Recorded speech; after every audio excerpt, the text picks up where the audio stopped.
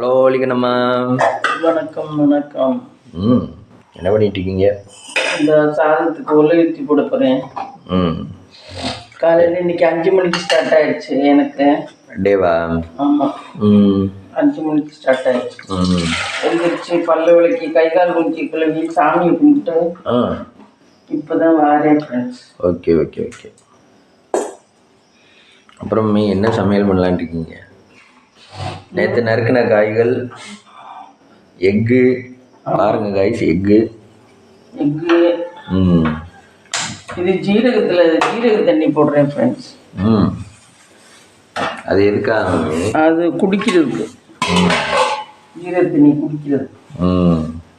முதல்ல துளசி போட்டியா, அது போட்டிங்க இது போட்டியா, இப்போ துளசி தண்ணி மாறிட்டீங்களா? ஆமாம். இல்லை, மாற்றம் ஒன்றுதே மாறாது, எல்லாம் மாறும். இந்த துளசி தண்ணி என்ன காரணத்துக்காக குடிக்கிறீங்க? ஜீரக தண்ணியா?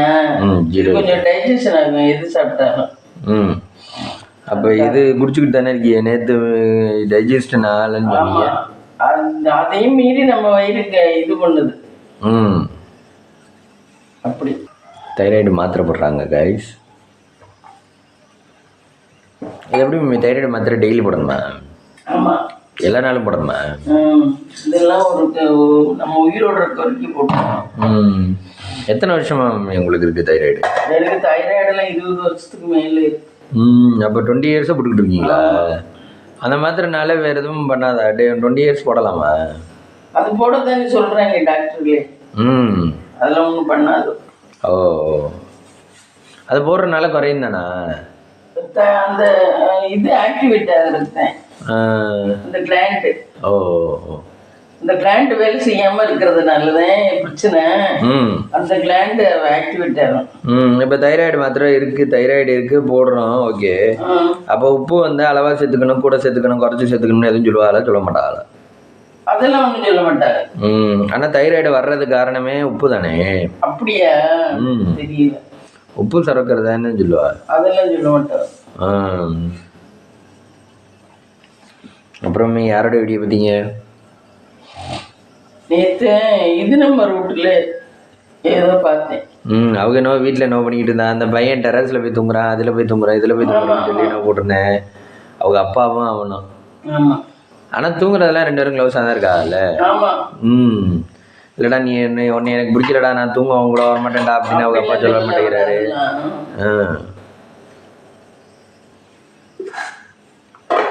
அரிசி வச்சிருக்கோங்க கைஸ். இதையும் கழுவிட்டு வரணும்.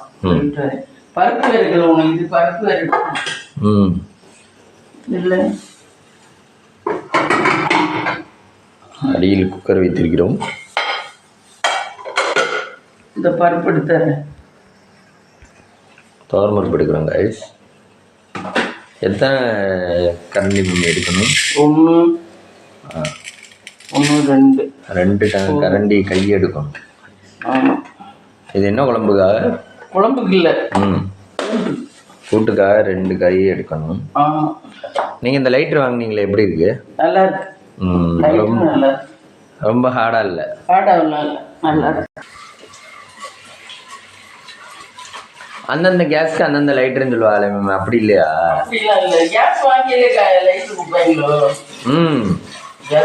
அது எப்படி எல்லாத்துக்குமே ஜோடி கொடுக்குதான்னு செய்வா? குக்கர் வாங்கினா மேலே கவர் கொடுக்குறா தானே, விசில். அது மாதிரி லைட்டர் வாங்கினாலே இது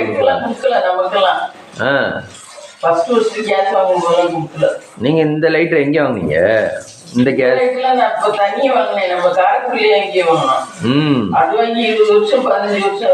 ஓ,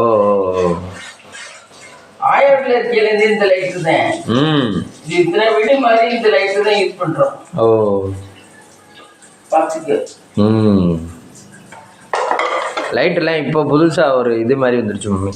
இந்த மாதிரி பள்ளி கிடக்குறதுல கொள்ளணும். ஒயர் லைட்டர் இருக்குல்ல, அது வந்துருச்சு.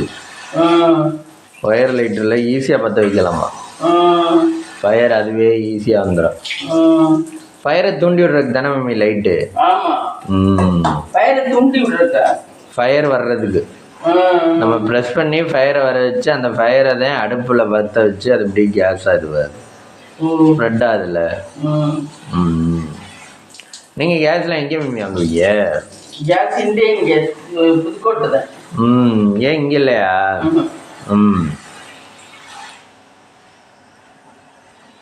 அப்புறம் இது நம்ம வீட்டில் நேற்று சாப்பிட்டுட்டு அங்கே போய் தூங்குறாங்களா? ஆமா நைட்டு. ஆமா அந்த ட்ரெண்ட் வாங்கியிருக்கேன் பாரு 2000 ரூபாய்க்கு. ஆமா அதை விரிச்சு நேத்தும் படுத்தாங்க. முதல் நாள் ஒரு நாள் விரிச்சு படுக்கிறோம்னு சொல்லி படுத்தாங்க. அன்னைக்கு வந்து அவனுக்கு உடம்பு சரியில்லாம போச்சு. நேத்தும் படுக்கிறோம்ட்டு படுத்தாங்க, மழை வந்துருச்சு. கேக்கிட்டு அதே மாதிரி சொல்றேன், அது விரிச்சு படுத்துட்டாரு அவர். நான் ஓரளவு தூங்கிட்டாரு அப்ப. அதுக்கப்புறம் பார்த்தா மழை வந்துருச்சு. அதே அவன் சொல்றேன், என்னப்பா இது விரிச்சாவே இதுவா வருது அப்படின்னு.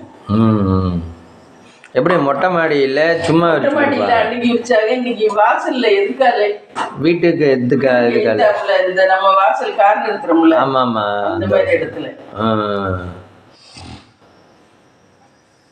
தரையிலே படுத்தா அவங்களுக்கு எதுவும் இது இல்லையோ, செடியெல்லாம் இல்ல. கூட்டிட்டு அதுலயும் விரிப்பு இருக்கு, நல்லதா இருக்கு, பரவாயில்ல 2000 ரூபாய்க்கு.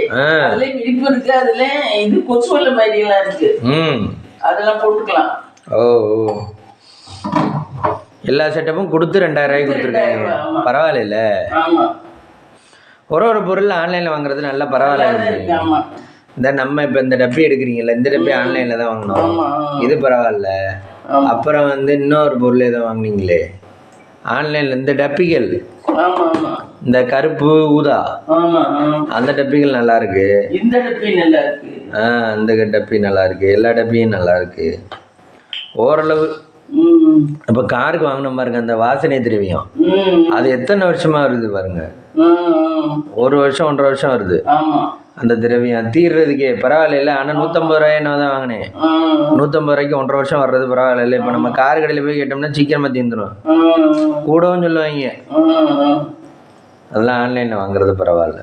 காரு வாசமா இருக்குல்ல, காருக்குள்ள ஏறினா கார்னேஷ் எப்பவும் சொல்லுவேன் ஏறின உடனே, மாமா வாசமா இருக்கும், மாமா வாசமா இருக்கும். இந்த வாட்டி வந்து ஏறல. இல்ல இதுக்கு முன்னாடி ஏறி இருக்கல சொல்லிருங்க, மாமா எப்பவும் வாசமா இருக்கும். நம்ம வந்து அதை எக்ஸ்பெக்ட் பண்ண மாட்டோம். நம்ம வந்து வாங்கி மாட்டினதோட கடமை முடிஞ்சிச்சுன்னு சரி, அது வாசம் வருதா இல்லையான்லாம் பாக்குறது இல்லைண்ணா. அவன் வந்து ஏறல, அவன் புதுசா வந்து ஏறல. இப்ப நான் புதுசா போய் அவங்க கார்ல ஏறினேன்னா, எதுவும் நல்ல ஸ்மெல் அடிக்குது, அவங்க வீட்டுக்காரலையும் வாசமா தான் இருக்கும். ஆனா இந்த அளவுக்கு இந்த நம்ம வாசம் எப்படின்னா, நார்மலா இருக்கிறதுக்கும் வாசம் தூண்டி விடுறதுக்கும் வித்தியாசம் இருக்குல்ல.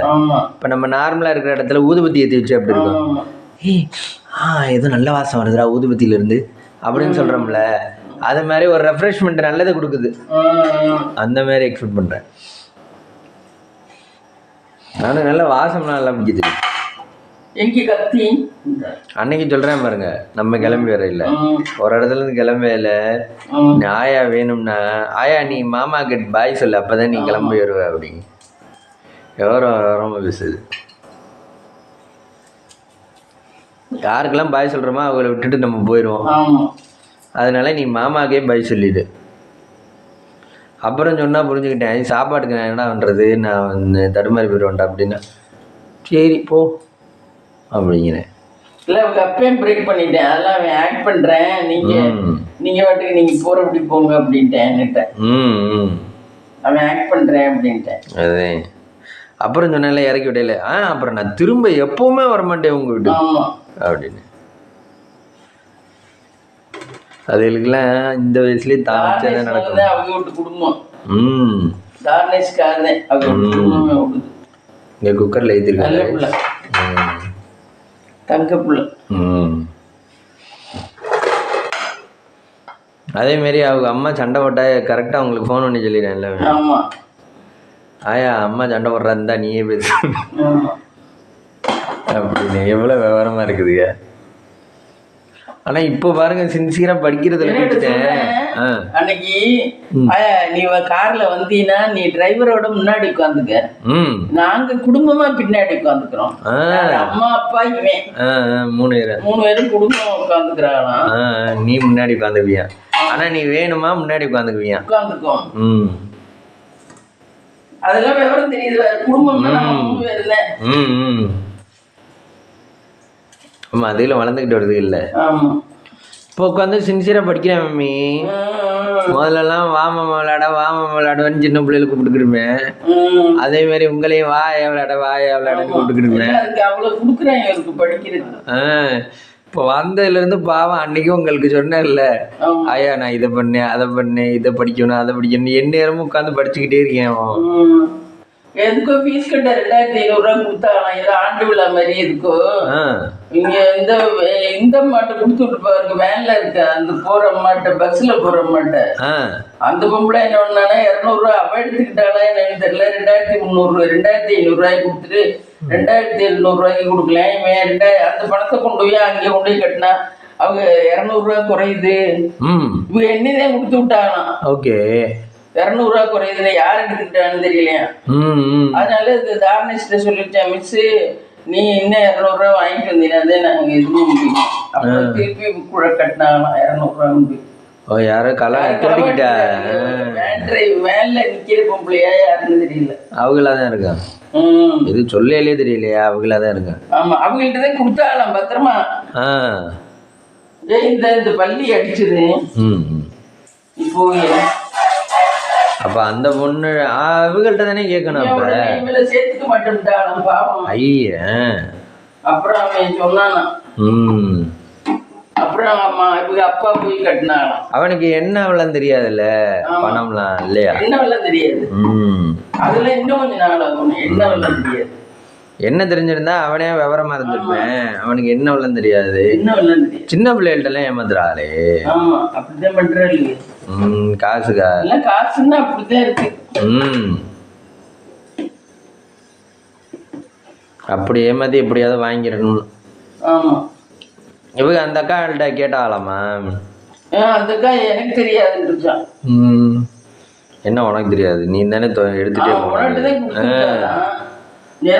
நம்மள்ட்ட யாரும் சொல்லுவா.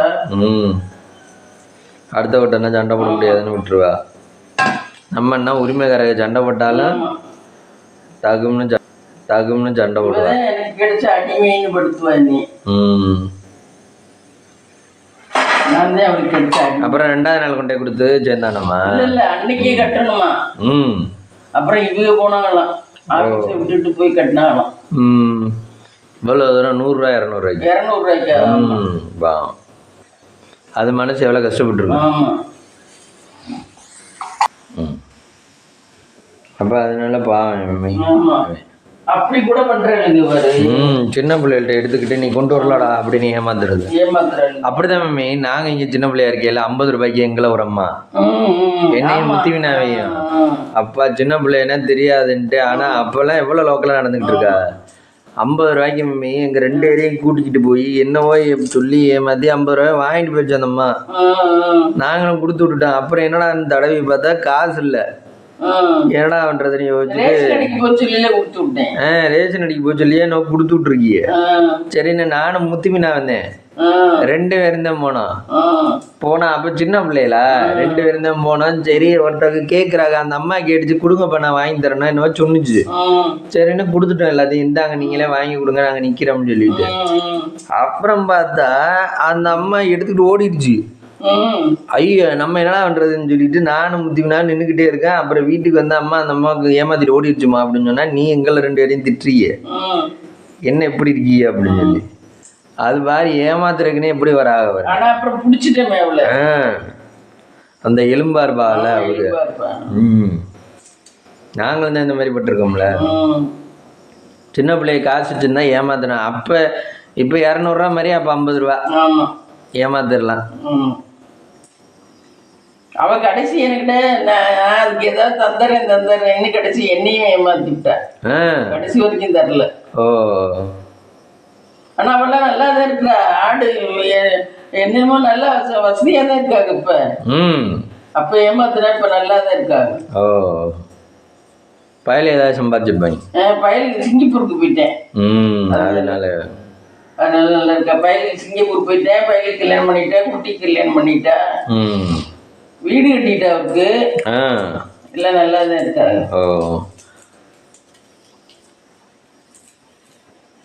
அப்ப 50 ரூபாய்க்கு 100 ரூபாய்க்கும் கஷ்டப்பட்டது. ஆமா தாரணேஷ் ஞாபகம் வச்சிருப்பாங்க, வச்சுக்கலாமா? யார் எடுத்தா? அம்மாட்ட தான் கொடுத்தாங்களாம். அந்த அம்மா குடிக்கல, நீங்க கொடுத்ததே குறைச்சி கொடுத்துட்டீங்க. அது எப்படி இவங்க தானே கவுண்ட் பண்ணியே கொடுத்துருக்கா? ஆமா, இப்படி எல்லாம் பேசுறா. ஒரு நேரம் இப்படிதான் அநியாயமா கிணச்சின்னு நினைச்சிச்சு. தலையெல்லாம் கிறுக்கு மாதிரி போட்டுக்கிட்டு போனோம்னா அது கிணச்சின்னு நினைச்சிச்சு. ஓ முத்தி தான் கொடுத்தாலம்மா? அப்படின்னா ஈஸியாக ஏமாத்திடுவா. ஏன்னாச்சுங்க, அவ கொஞ்சம் சற்று டொங்கல் போல இருப்பாளா? அப்போ அவள் உருவத்தை வரைந்து வைத்தா எப்படி சற்று டொங்கல் போல் இருக்க மாதிரி இந்த வடிவேல் அந்த படத்தில் சொல்லுவேன்ல, நான் கழிவறையில் உட்கார்ந்து அமர்ந்து கொண்டிருந்த போது யோசிச்சதாண்டா இந்த படம், அப்படி யோசிச்சிருக்காரு.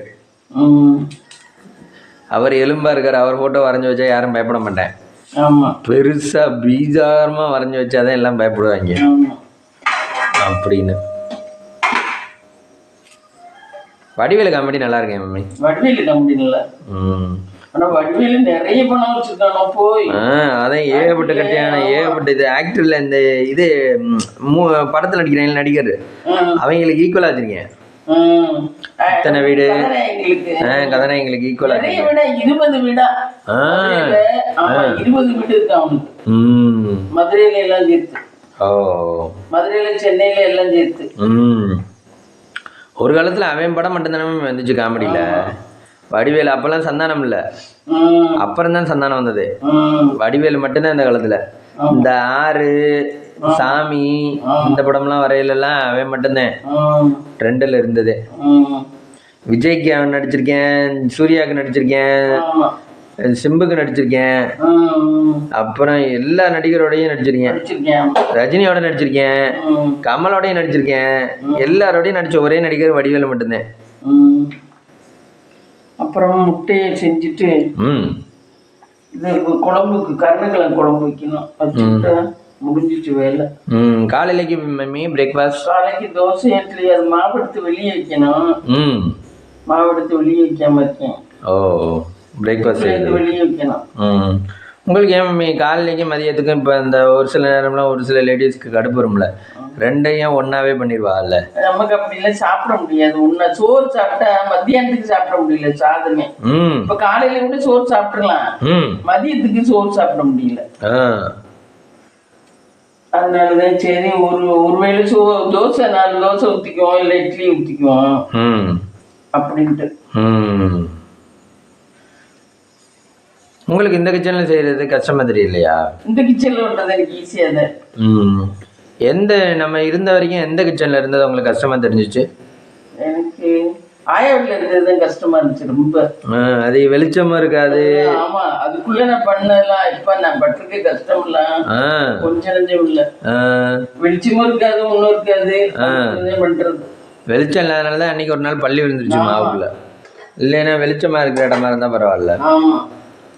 தனியா சமைக்கிறதுக்கெல்லாம் ஸ்பேஸ் வேணும் கிச்சன்ல வீட்டுல. அப்பதான் அவங்க வேலையை வேணும். சாப்பிடறதுக்குன்னு டைனிங் டேபிள் வேணும். நம்ம சமைச்சிட்டோம்னா ஆக்கி கொண்டு வச்சுக்கலாம். ஆமா, அதை யார் வேணாலும் எடுத்து போட்டு சாப்பிட்டுட்டு அங்கே தட்டை கொண்டாந்து கழுவிட்டு போயிடலாம். டைனிங் டேபிள்ல வச்சுருவோம் சாப்பாடு. டைனிங் டேபிளும் வேணும் அவசியம். எல்லாமே வேணும் தான் இந்த வீட்டுல. ஒன்னொன்னு ஒரு இதுக்கு வேணும். கார் வந்து போறதுக்கு வேணும் கண்டிப்பா. இதெல்லாம் இருந்தாதான் வீடு இல்லைன்னு வச்சுங்க, அன்னைக்கு கணக்கம்பட்டி போனதுக்கு நம்ம ஹேண்ட் பேக்கு தூக்கி வெயிட் பேக்கை தூக்கி பஸ்ல போயிட்டு வர முடியுமா மம்மி? அவங்க பாரு அந்த ஆச்சியும் மகளும் அவளும் தூக்கிட்டு தான் வந்தாங்க. ஆமாப்பா, பெட்ஷீட் எல்லாம் தூக்கிட்டு பெட்ஷீட் எல்லாம் இத்தனை வரைக்கும் தந்தது அந்த ஆச்சி விட்டுதேன். அத்தனை பெட்ஷீட் இத்தனை பெட்ஷீட்டையும் தூக்கிட்டு இவ்வளோ சிரமப்பட்டு வர முடியும் மம்மி? நம்மளா இருந்தால் அதுக்கு நான் போவே இல்லைன்ட்டு வீட்டில் இருந்துருவான் அந்த மாதிரி வேலை பார்க்குறதுக்கு. ஆனால் ஒரு சிலர் அந்த மாதிரி கஷ்டப்படுறா ஆகும். எல்லா இதுவும் வேணும் மம்மி. அதே மாதிரி வாழ்றதுக்கு வீடு வேணும், 2 வீலர் வேணும். தேவையானதா இருந்தா கஷ்டப்படலாம், என்னை கேட்டா. இல்லாம கஷ்டப்படுறதுலாம் தேவை. நம்ம இந்த போர்வையெல்லாம் தூக்கிட்டு போய் அங்கே போய் படுத்து தூங்கி எதுக்கு? அதுக்கு போனோமா ஒரு நாள் இருந்தோமா, சாமி கும்பிட்டு வந்தா பத்தாது. அவங்க என்னன்னா தங்குறேன்னு சொல்லி இத்தனை நாள் தங்குறாங்க. யாரையும் ஏமாற்றக்கூடாது மம்மி. ஆமா. ஆனால் அப்போ அவங்க மணி இல்லாதனால தான் ஏமாத்துறாங்களா? அந்த அக்காவுக்கு தான் சம்பளம்லாம் நல்லா தராங்கல்ல தாரணேஷ் அக்காவுக்கு? தெரியல. அதுலயும் மீறி பண்ணுதுங்க அதுக்கு. நேர்மையா நடந்துக்கணும்னு நினைந்துக்கலாம். நடந்துக்கல, மீறி பண்ணுது. கிடைச்ச இடத்துல லாபம். ஆமா, கிடைச்ச வரைக்கும் லாபம். அந்த 200 ரூபா இருந்தால் ஒரு பிரியாணி சாப்பிடலாம். ஆமா, ஒரு டேஸ்டா இருக்கலாம். அவன் தெரியாம செலவழிக்கலாம். அந்த வானம் படத்துல இருந்து வாங்கினா கணக்கு, இதுனா கணக்கு இல்லையே. ஆமா, இல்லை வானம் படத்துல அவன் சொல்ற மாதிரி, ஏன்டா இப்ப திருடுறவன்லாம் அம்மாவுக்கு மருந்துக்கும் அப்பாவுக்கு இதுக்கும் திருடல. எவனும் திருடுறவன்லாம் எதுக்கு தெரியுமா திருடுறேன்? என் பொண்டாட்டி அதை கேட்டா, என் இது மச்சினிச்சு அதை கேட்டா, என் லவ்வர் அதை கேட்டா. லவ்வருக்காக தான் மெயினாக திருடுறாங்க. லவ்வர் அது வேணும்னு கேட்டுச்சு, கார் வேணும்னு கேட்டுச்சு, இது வேணும்னு கேட்டுச்சு, அதனால கொள்ளையடிச்சு தான் ஆனால் செயினாக இருக்கணும். அப்போ தான் காசு வரும். அவங்க கேட்டனால தான் நான் இப்போ எவனும் நல்லதுக்காக திருடலை. ஐயோ வீட்டில் வந்து கஷ்டம், பாபாய் திருடுவோம்னு திருடலை. அம்மாவுக்கு மருந்து வாங்கணும், அப்பாவுக்கு இது பண்ணணும், அப்பாவுக்கு ஹெல்ப் பண்ணி கொடுக்கணும்னு திருடலை எவனும். அந்த மாதிரி இப்போ போயிட்டு இருக்கு உலகம். திருடுறேன்னா ஒரு நோக்கத்தோட திருடிக்கிட்டு இருக்கேன். நம்ம உழைச்சாதான், உண்மையாக உழைச்சாதான் எனக்கு காசை தர மாட்டேங்கிறீங்களே, அதுக்கு திருட தானே வேண்டியிருக்கு. இல்ல இந்த மாதிரி படிக்காத வேலைகளுக்கெல்லாம் காசு கிடைச்சிருது. ஒரு சிலர் பணக்காரங்க கொடுக்க மாட்டாங்க, அவங்க ஒழுங்கா செய்யலைன்னா. நம்ம எல்லாம் இப்ப வேலைக்கு இன்னும் வந்துட்டாவே அவங்களுக்கு காசு எடுத்து வச்சாகணும், எடுத்து வச்சு கொடுத்துறேன். நீங்க எல்லாம் பாவம், அவன் கொத்தனார் முடிச்சுட்டு வரையில 2-2:30 மணி தான் ஆகும், காசு கொடுத்துடணும். அப்பதான் சரி அடுத்த நாள் நம்மளுக்கு வேலையானுமே அவங்களுக்கு வேலையானுமேன்னு சொல்லிட்டு கொடுத்துட்றது.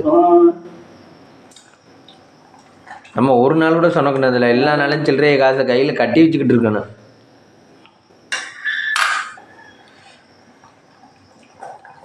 கூட்டத்தை அழைச்சி ஊற்றிட்டு நேராக இது கருணக்கிழங்கு வேக வைக்க வேண்டியதான். கருணக்கிழங்கு எடுத்துட்டு கூட்டத்தை அழைச்சி ஊற்றுவாங்க போது குழம்புக்கு. நிறைய கருணக்கிழங்கு குழம்பு போன பொங்கலுக்கே வேண்டிய பொங்கலுக்கே வாங்குறத இது எப்பயோ இடையில உங்களுக்கு வாங்கினீங்க. பொங்கல் வருதுல, அப்படி நீங்க பொங்கல் வருதா, இன்னும் 3 மாசம் இருக்கு பொங்கலுக்கு. தீபாவளியே வேண்டிய வாங்கினோம்னா குழம்பு வைக்கக்கூடாது. அது ஏன்? அது வந்து அரிக்கும், அதனால வாங்கி போட்டு அதுக்கப்புறம் குழம்பு வைக்கணும். ஓ, வாங்கி ஒரு வருஷத்துக்கு போட்டுறணும். ஒரு வருஷம் இல்ல, ஒரு 15 நாள் 20 நாள் போட்டுட்டு அப்புறம் குழம்பு வைக்கணும். ஓ, அது ஏன்? கருணக்கிழங்கு அரிக்கிற தன்மை உள்ளதா? ஆமா, கருணக்கிழங்கு சேனக்கிழங்கு அப்படித்தான். சேனக்கிழங்கு எல்லாம் வாங்கின உடனே குழம்பு வைக்கக்கூடாது. சேனக்கிழங்கு தானே டேஸ்டா இருக்கும். ஆமா, இந்த ஹோட்டல்ல மட்டும் சேனக்கிழங்கு தானே. சேனக்கிழங்கு வறுவல். அது ஏன் நீங்க சேனக்கிழங்கு வறுத்ததே இல்லை? எனக்கு எல்லாரும் வறுக்கிறாங்க, சாந்தாவெல்லாம் வறுக்குது, நான் வறுத்ததே இல்லை. அது ஏன் நீங்க ட்ரை பண்ணி பார்க்கல? எங்க அம்மா வீட்டுல எங்க அம்மாவெல்லாம் வாங்கி வறுத்தது இல்லை. எனக்கு அதே பழக்கம் தானே வரும். உங்க அம்மா வீட்டு பழக்கம் தான் உங்களுக்கு வருது. எனக்கு வருது, எனக்கு அவங்க பண்றதுதான் எனக்கு வருது, என்னதான் இருந்தாலும். இத்தனையும் நான் அவங்கள்ட்ட இருந்தது கொஞ்ச நாள் தான், உங்க அளவுக்கு எல்லாம் நான் இருக்கல. உங்களுக்கு எல்லாம் இப்ப நான் பண்றதுல ஞாபகம் இருக்குமா? நான் இருந்தது கொஞ்ச நாள் தான். என்ன ஒரு எனக்கு விவரம் தெரிஞ்சு 5 வயசுல விவரம் தெரிஞ்சுன்னு ஒரு 16 வருஷம் 21 வயசு வரைக்கும் தான் இருந்தேன். ஆனா அதுக்குள்ள எனக்கு அம்மா விட அடிக்ட் ஆயிடுச்சு. நாங்கெல்லாம் 30 வருஷம் ஆயிடுச்சு. 30 வயசு ஆயிடுச்சு. ஆனா உங்களுக்கு இன்னும் நான் என்ன செய்வேன் என்னன்னு உனக்கும் தெரியாது, அவளுக்கும் தெரியாது.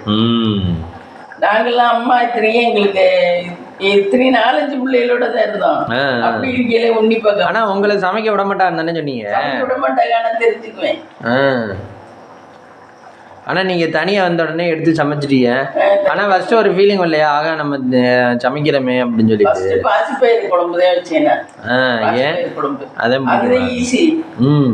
அதுதான் வேக போட்டுட்டு உப்பு புளி கரைச்சி ஊற்றி மிளகாத்தூளை போட்டு 2 பூண்டை தட்டி போட்டு இறக்கிடலாம். புளி ஊற்றி ஃபர்ஸ்ட் நல்ல சம்பாதிக்கலையா? பாசிப்பயிறு குழம்பு தான். எல்லாருமே அப்படிதான். நாங்க எல்லாருமே சோழ பெரியம்மா, ஆனந்த பெரியம்மா, ஆனந்த பெரியம்மாவும் தான் சமைச்சாலாம், இதுதான் சொல்லுவாங்க. அம்மா அவங்க ஆட்சிக்கு தெரிஞ்சது பாசிப்பயிறு குழம்பு தான். ஏன் அது ஈஸியா வேக வச்சுட்டா வேலை முடிஞ்சிருமா? நம்ம வச்சிடலாம். பாசிப்பயிறு குழம்பு ஈஸி. சாம்பார் இதெல்லாம் வைக்கிறத விடவா? அதெல்லாம் நறுக்கணும், காய் இதுனா காய் நறுக்க வேண்டாம்ல, அதுக்கோசரம். ஓ, அதே மாதிரி தானே இந்த மொச்சப்பயிறு தட்டை எல்லாமே. ஆனா அப்பெல்லாம் நீங்க பாசி பருப்பு இதெல்லாம் நிறைய செய்வீங்க போலல உங்க அம்மா வீட்டுல. உங்கள் வீட்டில் மரமும் 3 மரம் இருந்துச்சு. ஆமாம், முருங்கை மரமெல்லாம் முருங்கைக்காயெல்லாம் நிறைய இருக்கும் எங்கள் ஆயா நம்ம வீட்டில். முருங்கை மரம் இருந்துச்சு நம்ம வந்த புதுசுல. அப்புறம் பிளாமரம் இருந்துச்சு. காய்ச்சல ஒன்னொன்னு இத்தத்தண்டி இருக்கும், சூப்பரா இருக்கும். ஒரு சோளத்தினாவே வயிறு இறங்கி போயிடும். அந்த மாதிரி மரமெல்லாம் இப்ப பார்க்கவே முடியாது. இப்ப எங்க இருக்கு அந்த மாதிரி பாரு. அது எப்போ ஆதி காலத்துல வச்சுதான் அந்த மரம்? ஆமா, ஆயா வச்சுதான் வச்சு கொஞ்ச நாள் தண்ணி ஊற்றி வச்சிருப்பா. அவருக்கு அப்புறம் அது இந்த மழையில தண்ணி வரையில உறிஞ்சி உறிஞ்சி உறிஞ்சி நல்லா பெருசா வந்துச்சு. எவ்வளோ அதை குத்தகைக்கு விட்டுருந்தாங்க அப்பா, நல்லா காய்ச்சிச்சு. அதே மாதிரிதான் மாமரமும். அது எவ்வளோ உயரத்துல இருந்துச்சு மாமரம். நம்ம இப்போ வச்சிருக்கோம், ஆனா அதுவும் அந்த மாதிரி தான் இருக்குல்ல. ஆனா என்ன காய் பிஞ்சு விடல, பிஞ்சு விட்டா தெரியும். அதுல மீன் கழுவுற தண்ணியெல்லாம் அதுல ஊற்றணும். அப்பதான் தெரியுது சத்து. ஆமா, அதுகளுக்கும் சத்து வந்து நான்வெஜ் தான் தேவைப்படுது. கருணக்கிழங்கு போட்டுக்கலாம். கருணக்கிழங்கு வேக வச்சுக்கலாம். அதுக்கு ஒரு 3 விசில் விடணும். கருணக்கிழங்கு குழம்புக்கா? ஏன் அது ஹார்டா இருக்குனாலயா? அது அப்படிதான் நல்லா நெஞ்சு. ஓ,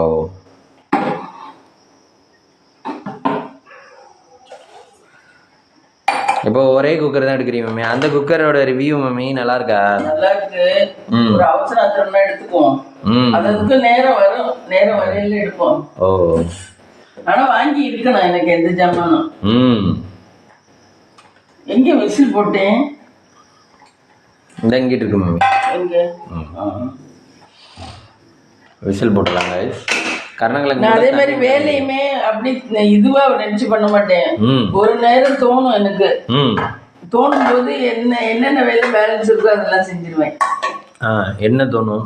வேலை இப்ப எல்லா வேலையும் பார்க்கணும்னு வச்சுக்க, வேலையெல்லாம் ஒண்ணு அப்படி திட்டம் போட்டு செய்யறது ஒவ்வொரு நேரம் செஞ்சிடுவேன்.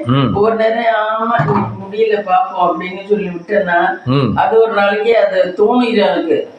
தோணும் போது செஞ்சிருவேன். இப்ப உங்களுக்கு வந்து முந்தா நேற்று நினைச்சிங்க நேற்று கருணக்கிழங்கு குழம்பு வைப்போம்னா நேற்று வைக்கல, சரி இன்னைக்கு வச்சிருவோம் அப்படின்னு சொல்லிட்டு கண்டிப்பா இன்னைக்கு வச்சுட்டீங்க. அது மாதிரி கோயிலுக்கு போயிட்டு வந்து கருணக்கிழங்கு குழம்புலாம் சாப்பிடக்கூடாதா? இல்ல, அதெல்லாம்